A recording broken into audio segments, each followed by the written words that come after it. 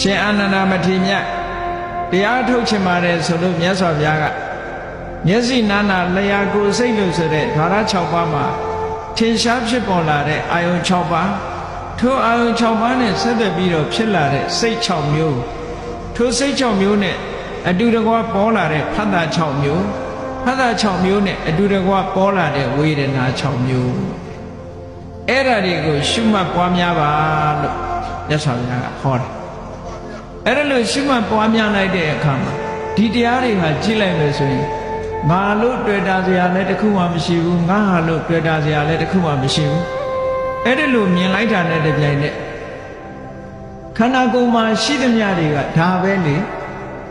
အဲ့ဒီထဲမှာဆွဲလန်းစရာတစ်ခုမှမရှိသည့်အတွက်ကြောင့်ဒီတဘာဝတရားတွေဟာစိတ်ပြည့်ငြင်းငွေ့စရာတွေဖြစ်လာတယ်တဲ့ဝိပဿနာဉာဏ်မြင်လာတဲ့အခါစိတ်ပြည့်ငြင်းငွေ့တယ်ဆိုတာတွေ့တာစရာလုံးဝမရှိဘူးတွေ့တာစရာမရှိတော့သည့်အတွက်ကြောင့်တွေ့တာမှုဟာကင်းပြတ်သွားတယ်ကင်းပြတ်သွားတာနဲ့တပြိုင်နက်ကိလေသာဆိုတဲ့အညစ်အကြေးတွေကလုံးဝလွတ်သွားတယ်အဲ့ဒီကြတော့ဒါလွတ်မြောက်တဲ့စိတ်လို့ခေါ်တယ်တွေ့တာမှုတွေကနေလုံးဝလွတ်မြောက်သွားတယ်အဲ့ဒါလို့လွတ်မြောက်သွားတာနဲ့တပြိုင်နက်နောက်ဆုံးမှာမဲ့အစဉ်စဉ်ဖို့အစဉ်စဉ်ရပြီးတော့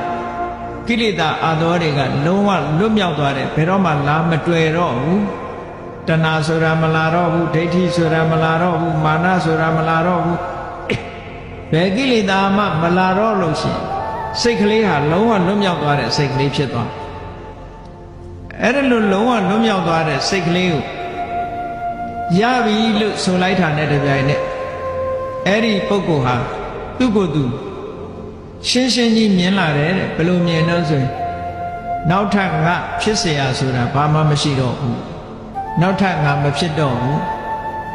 လုပ်เสียရှိတာတွေငါလုပ်ပြီးပြီမြတ်သောအကျင့်ကိုပြည့်ပြည့်ဝဝကျင့်ပြီးပြီနောက်ထပ်ကျင့်เสียကုန်ပြီလမ်းဆုံးပြီဆိုပါစို့ခရီးသွားတဲ့လူတယောက်ဟာခရီးလမ်းဆုံးရောက်သွားလို့ရှိရင်အေးနောက်ထပ်သွားเสียမရှိဘူးလို့သိတယ်မဟုတ်လားဩဒါလမ်းဆုံးပြီလို့သိတယ်လို့ပဲတရားဓမ္မကျင့်တဲ့ပုဂ္ဂိုလ်ဟာလည်းပဲဒါလမ်းဆုံးပြီလို့ဆိုတာသိတာပဲ